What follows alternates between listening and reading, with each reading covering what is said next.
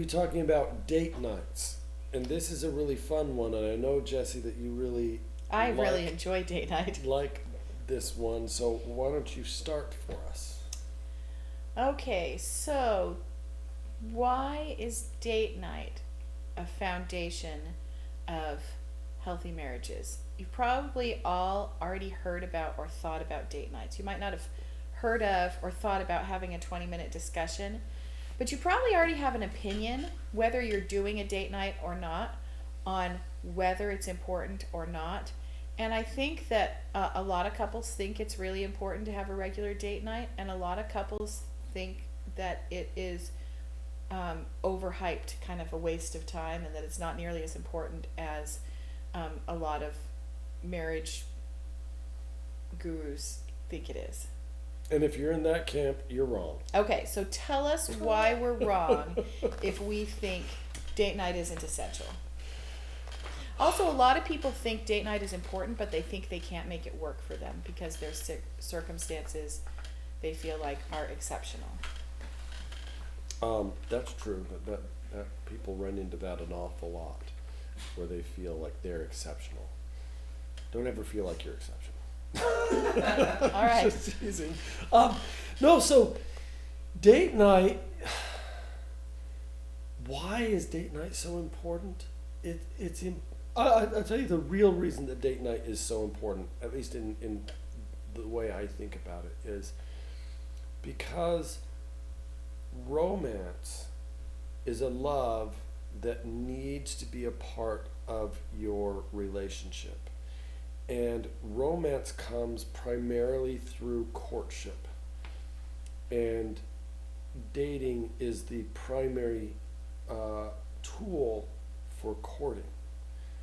Yeah. And so if you get married and you think like Adam Ponape, what do I need manners for? I already got me a wife. From 7 Brides for 7 Brothers. Then you're in trouble, because you need to be courting your spouse throughout your entire life. Yes. So of all the 5 fundamentals, this is the one that is focused on romantic love. We the first one, which we talked about, prayer, focuses on maybe the spiritual or charity, the Christ-like love part of your relationship. The 20-minute discussion focuses on maybe a patience and an affectionate love that comes from just kind of a companionableness of knowing each other. Well, I think friendship. Okay, friendship. That's it's a more great of one. the friendship love, Okay. because the affection love, I think, is more. The affection love is a little bit different. I think it Okay, comes from the friendship. All right, so it's a part of being friends to know about what is going on with your Right, friends. You and can't really maintain a friendship with people who you don't know. That's why friends always talk about how important it is to stay in touch. Stay in touch. That's a friend kind of thing. And that friendship love is a comfort love. It's that the people that you're comfortable with, and that's important. But this one, and we're going to talk about in the next class about physical intimacy, which is the passionate part of love. But romance is something actually different. It's different than passion, and it's different than affection or friendship. It has a really special place. It's part of what makes the early part of our relationship feel so special and magical. And it's the bloom that's the easiest to rub off in the day-to-day life of being a married couple. Partly because when I think of romantic love, I think of adventure. It's the adventurous part of your relationship. Romance, to me, is what it requires attention and then a resolve of the tension. If you don't have tension and when you said attention, I thought you were talking about attentiveness. Oh, no. Tension. So tension and resolve. Tension and resolve. And I think of it as having a strong component of longing and then fulfillment, which is kind of the same thing. Yeah. Romance has an element of yearning and desire that is not yet fulfilled. And that's one of the reasons that it's different than passion, because that's the fulfillment part. You might even say The romance and the passion work together as the yearning and then fulfillment, or the tension and then release. Well, and I think there has to be an uncertainty in romance.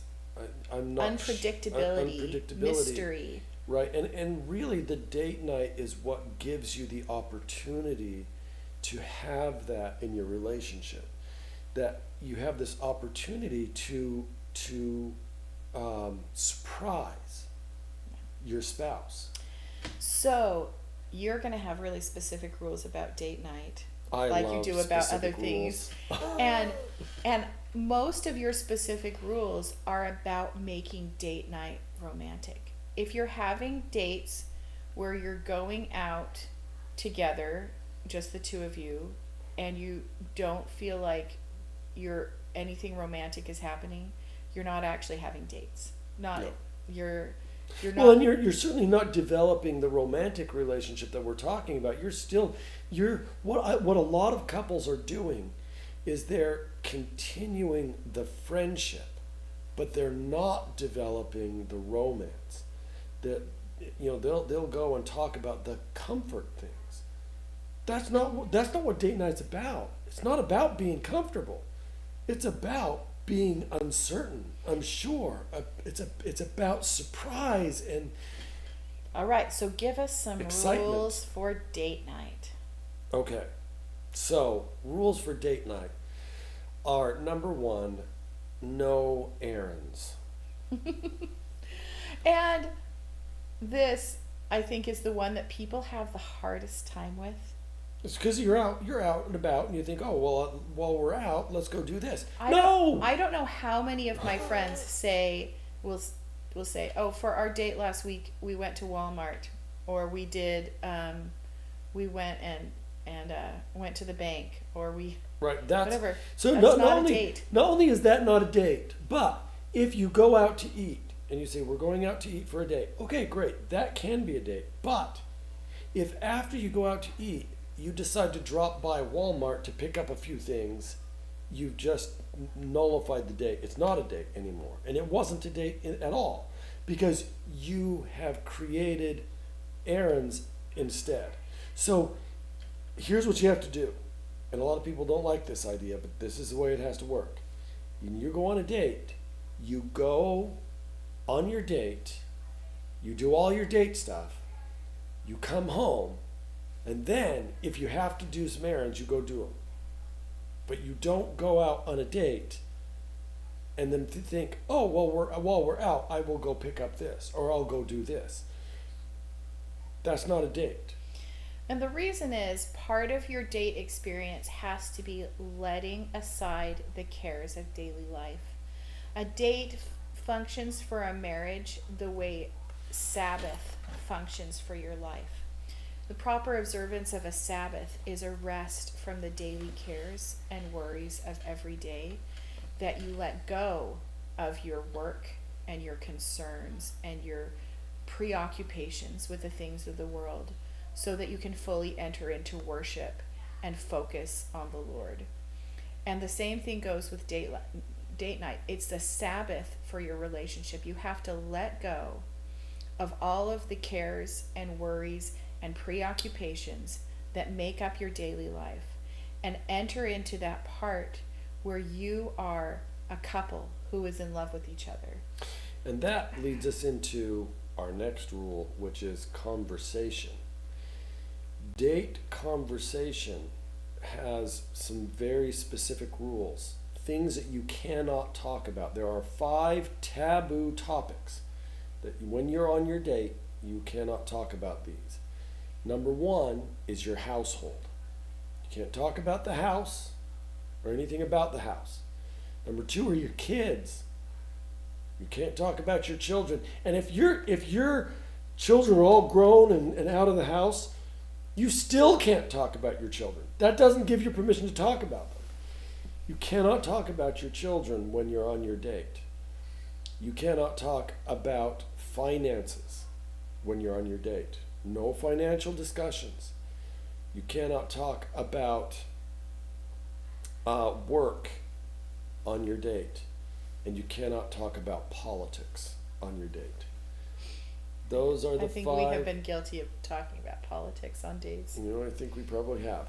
Those are the 5 taboo topics you can't talk about. Once you bring those in, it's no longer a date. You're no longer building romance. What you're building is friendship again. It's true that none of those are romantic topics. No, you're building friendship, and that's great. Friendship's important in your relationship, but the date night, the purpose of date night is to build romance, not to build friendship. And so you have to have these topics that are taboo because they keep you. Those topics keep you from building that romantic tension that you need in your relationship. So do you have any other you can't do on date night rules, or can we talk about the things you should do on date night? No, let's talk about things you should do. I think those are the Okay. those are the can't do things. One of the things that you might think is that that is a rule that you have to go out, but that is not a date night rule. You can create a romantic date at home as long as you can actually leave aside the worries and cares of the day. You can have a romantic date where you cook a nice dinner together, you have candlelight, you put on romantic music, you move furniture so you can dance in the living room. I mean, that sounds super romantic. You could put on a romantic movie and cuddle together and have a romantic date at home. But it's harder to do at home because it's harder to leave behind all the things you're supposed to do.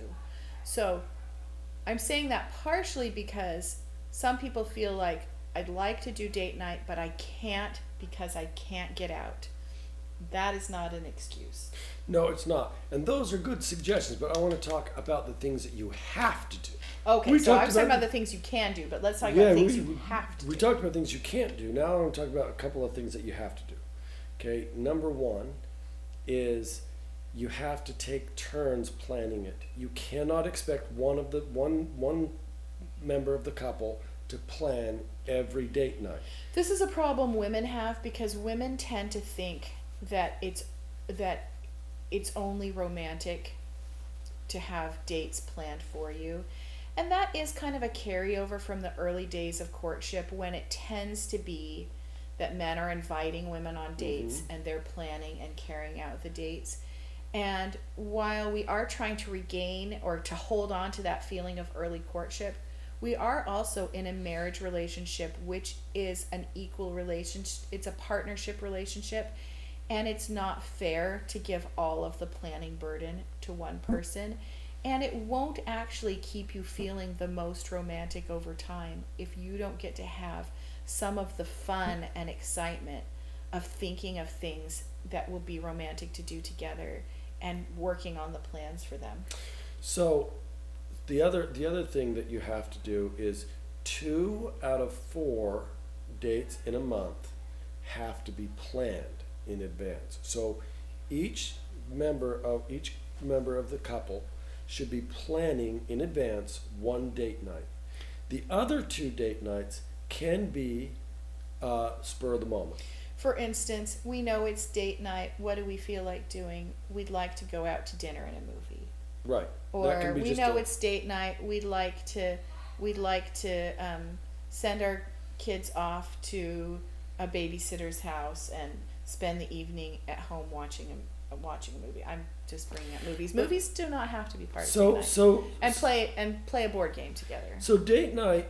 Those are things that don't take a lot of planning. Right. The ones that don't take a lot of planning, they're just kind of like, okay, it's date night, let's go do something. That's fine twice in a month. But it is not fine more than that. In fact, ideally, now this is an ideal. The rule is husband plans 1 date night a month, wife plans 1 date night a month, 2 date nights can be spontaneous. But ideally, the husband will ask his wife out once a month. The wife will ask her husband out once a month. So it would be, you might say Friday night is our date night, but maybe there's something that the husband has seen that he knows his wife loves.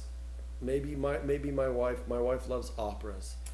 and ballets. Well, maybe I've looked up and I found an opera that's coming to a local area, and it's on a Tuesday, and they're not doing it on a Friday.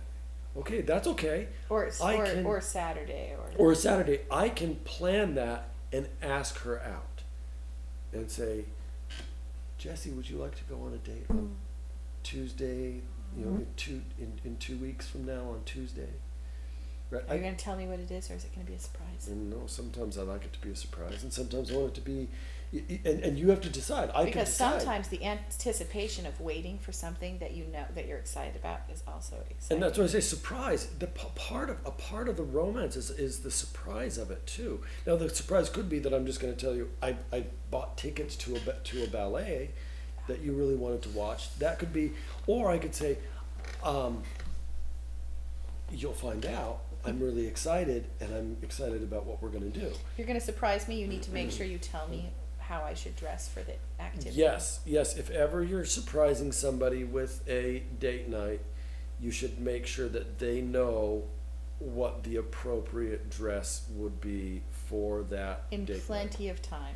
Oh yeah, absolutely. Not just like get dressed, it's time to go, because right. No, you should when you ask them out, if they say yes, I would like to do that, then you would say, so if I was asking Jessica out and I asked her out for 2 Tuesdays from this week, so say it's going to be 16 days from now, then once she says yes, I would probably say, I'm really excited, this is going to be a formal occasion, a formal date, so we're gonna dress up for it. Yeah. Now, or you say, ooh, this is going to be fun, make sure you wear clothes that can get wet and muddy. Yeah, so you need to know. Yeah, you're gonna let them know, and you might not tell them exactly what you're gonna do, but they need to know, hey, what do I need to wear for this, and they need to be ready for it. And it builds anticipation. They're like, ooh, a formal thing, or ooh, wet and muddy. What are we going to be doing? And it creates this, again, it creates that tension, that anticipation. And when you actually get there and you're doing it, then hopefully, and it won't always work. Sometimes you're gonna have a dud, and it's gonna be like, oh, this wasn't what I was hoping it would be. But that creates great memories too. It can actually be a part of a romantic experience to go on a date that you both think, boy, that was not fun at all. Yeah. But because you're doing it together and you've planned and you've been thoughtful for each other, it's not so important. I mean, it's important that you at least sometimes have hits that are like, because you should be figuring out what each other likes. So this is something that you should do, is plan dates 2 a month, 1 for each spouse, and then the other 2 can be spontaneous. It probably should be more spontaneous because it takes a lot of effort to plan out a date like that. Yeah, and you want it to be something where you do have to put in time and effort to make it happen, because that's part of the romance. You feel much more romantic towards somebody who's taking care and taking thought to make a day special for you.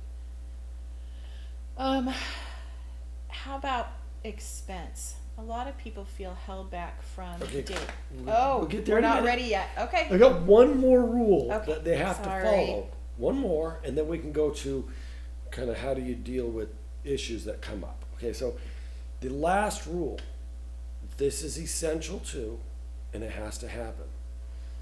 Your date night should always end with a physical, intimate encounter. Usually with sex. It doesn't have to be sex every time, because there might be something but there should always be a physical, intimate encounter, and it should usually culminate in a sexual encounter. That's right. I forgot that we wanted to make sure that we talked about that. We'll talk about that next class when we talk about physical intimacy. That'll come up again. But yeah, the expectation is that the romance is building towards something, that it's not just romance. Anyway.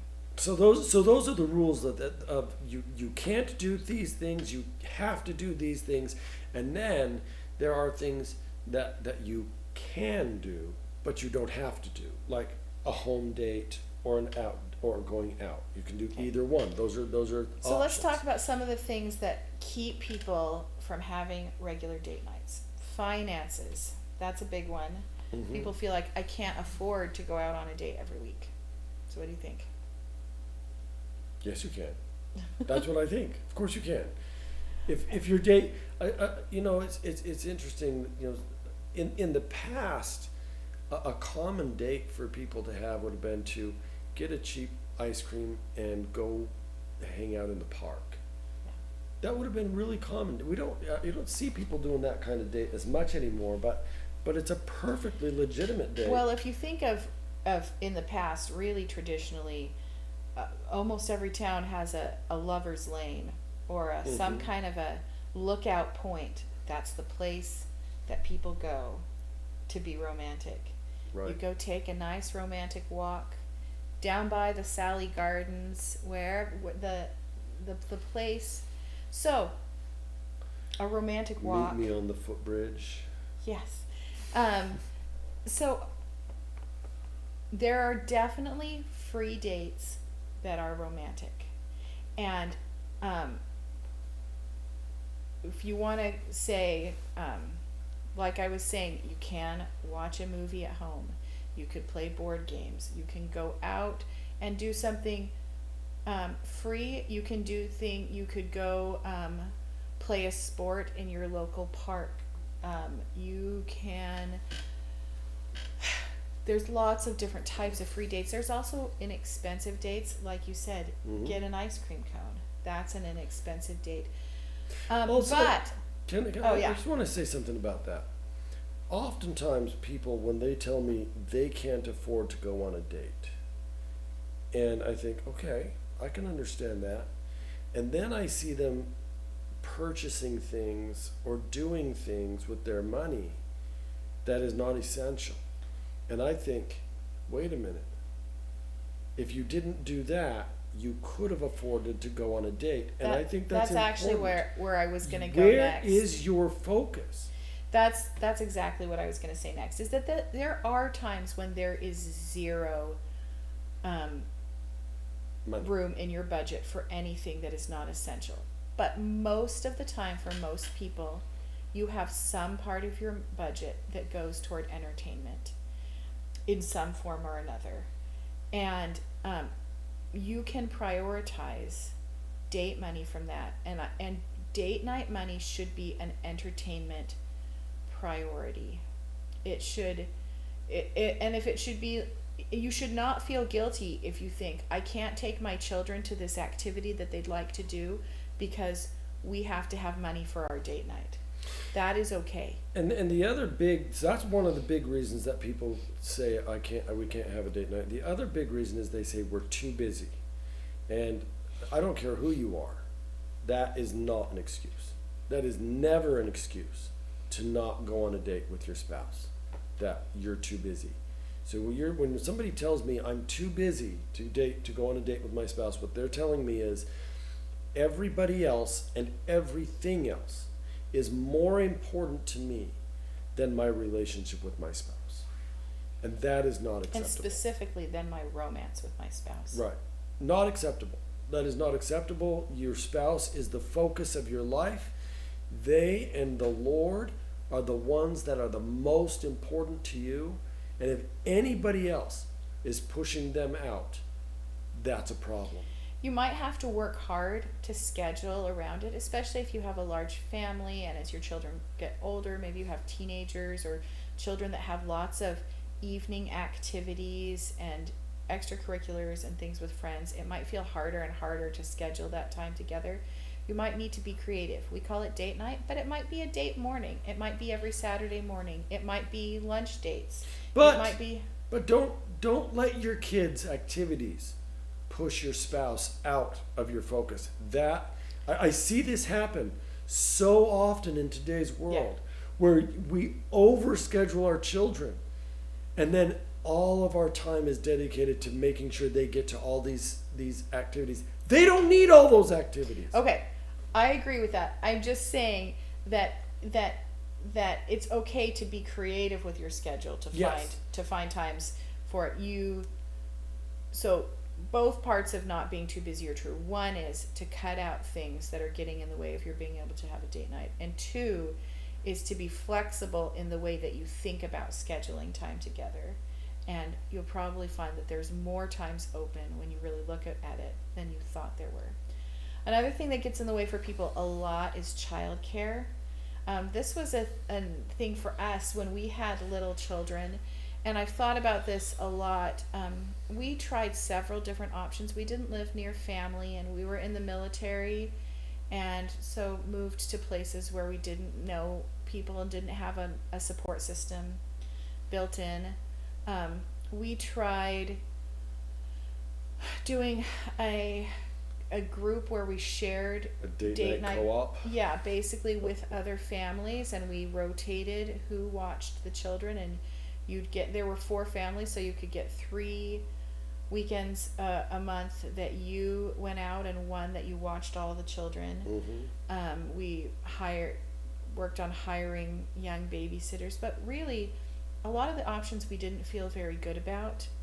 We weren't able to find reliable babysitters that we felt really good about, and there were some issues with some of the families that we were leaving our children with, that our children were not happy there, and we were worried about, to be honest, we were worried about their safety in those homes. And so it was a struggle for us. It can be a real struggle. I think it should be a priority to seek out reliable childcare for your date nights. Look beyond the obvious answers, but rather than just giving up and saying, well, there's no good childcare available, talk to your friends and your coworkers and say, what do you do for childcare? Find some other options. But also, during those time periods, that might be a time that you really do have to focus more on dates at home than you would at other periods in your life. And then your dates would be after you put the kids to bed. Schedule an evening where you're going to stay up a little bit later together and really just spend time together. And again, every month, each of you should be planning a date, and that plan might have to be an in-home plan, but you can still do it. But that is a good point, that especially young couples with very young children and no real valid support system, local support system, you do sometimes have to do your dates primarily at home, which is perfectly fine. There's nothing wrong with that. You can be very romantic in your home.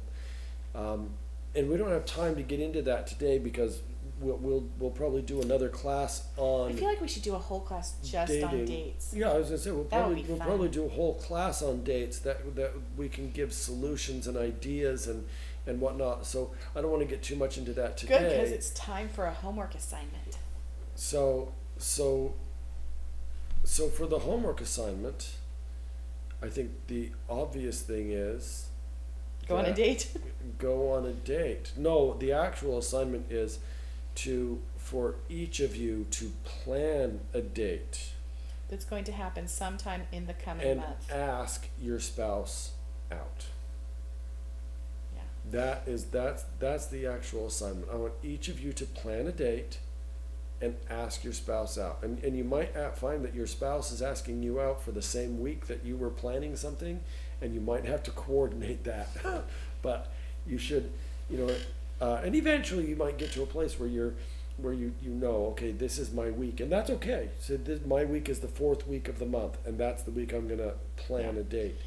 And that can be good, but it's usually better with this particular thing to be more flexible. It's interesting because in the last tool we talked about being really structured and scheduled, Mm-hmm.